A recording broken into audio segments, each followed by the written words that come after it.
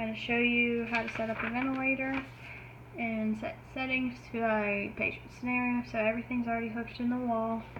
We have our expiratory, which has a filter attached. Our inspiratory hooked on this side.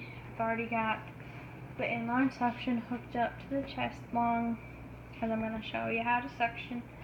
Okay, so we have a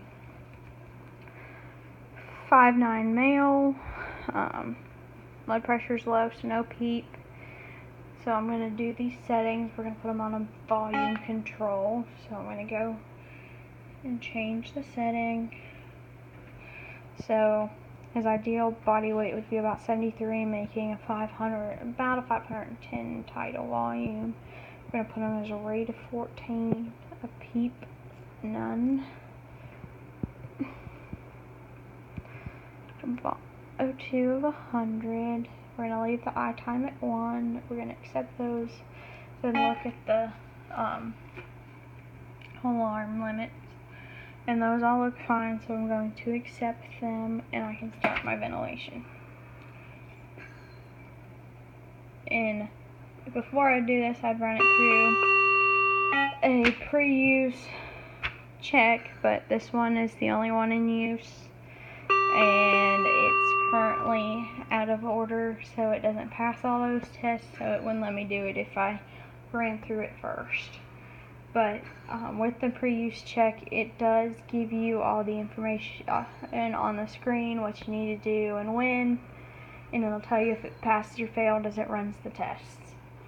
Okay, so now we got all our settings done. I'm going to suction. So what I would do, I'm going to run this through as far as I can get it, push the button down, and pull out.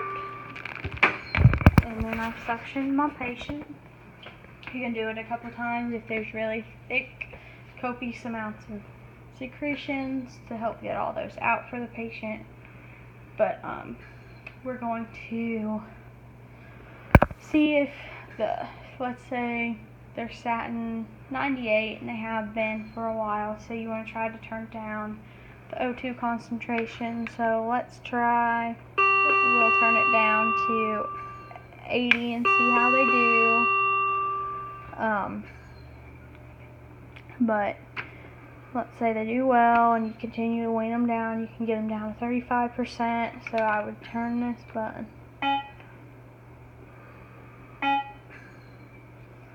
Well, it's not, there we go. 35%, and that's how they're doing. And you want to wean them. Let's say we weaned them off the vent now. Hit the power button and put it in standby. So they're good. And the ventilator documentation here is these sheets. You fill out all the information every 2 hours. Any changes you have made to any settings, any changes the doctors have made to any settings.